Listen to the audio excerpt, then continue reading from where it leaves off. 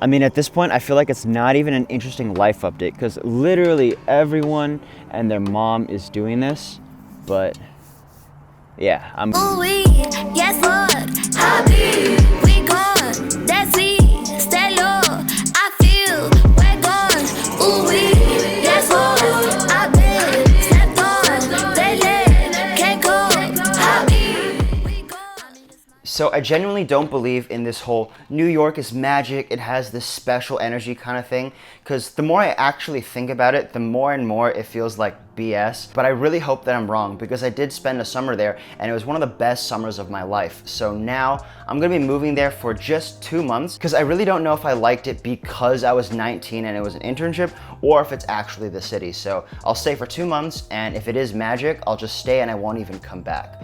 I think of it like a 2-month free trial of the city. Not free because it's expensive, but you know when you do trials, it feels so good when you know that you can cancel. So it's cool how Western Rise lets you try out their pants before you buy them. Western Rise sponsored this video and they sent me a pair of these pants. They look like jeans and they stretch really well in every direction, so even when I fluctuate in weight, I still fill out the pants and they stay comfortable. I was always kind of a purist about cotton and denim, but I'm realizing we're in the 2020s now and people are trying to go up to Mars. So you'd think we figured out some high-tech next evolution of the denim jean. These are stain resistant, they're water resistant, they don't really wrinkle, and they don't hold odors that much. I've talked before about having a compact, minimalist wardrobe, so I really like how I can roll these up and they're a lot smaller than a lot of my other pants. I'll throw up a link on the screen and in the description. Use that and you'll get 10% off as well as free shipping anywhere in the world. Right now I'm working as a video producer for BuzzFeed, and the rest of my team is pretty much all in New York. They're filming at the BuzzFeed studio there. I've been filming from home, which is not really the same kind of thing, okay? So that's my only good reason. Everything else is just, I feel like I'm chasing the magic of that one summer. Damn, buttermilk, Jesus. That's not a good time. Can I get a grande Americano hot? I don't have that black. Oh, that'll be all. Thank you, appreciate it.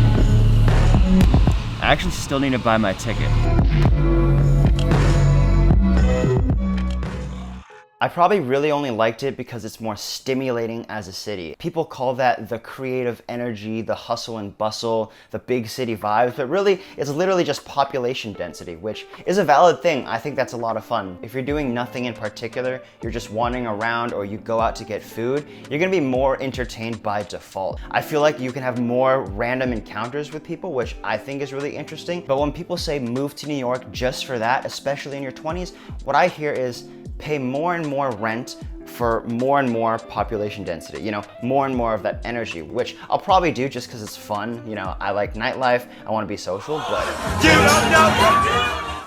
I don't know if I want myself to want that, because if I think about all of the things that I want myself to spend more time on, what would I do in San Jose, and would it be better in New York? I want to spend more time with close friends. I want to train martial arts more. I want to create content. I want to figure out my career. I want to socialize. I don't know if these things would actually be better in a bigger city, and I'm trying not to really be a foodie.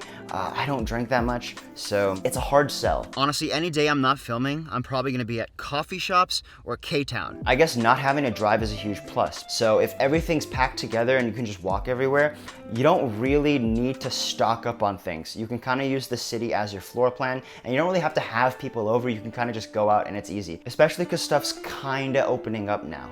Fingers crossed. I think I've had like 2 or 3 IDs taken from me in New York, which makes a lot of sense because I look like I'm 15, but it was Maru and it was Ichiseller, so everyone looks young there. In terms of social life, maybe it's because I'm an introvert, but I feel like the number of potential friends I have isn't an issue. Maybe there's something about the culture of New York City that makes a difference, so maybe I'll meet the type of people that I mess with more, but kind of a hard sell. As far as training goes, right now I'm 5 minutes away from AKA, so I feel like that's as good as it gets. Really, the only big plus I can think of would be filming in the BuzzFeed studio, because remote filming is just not the same.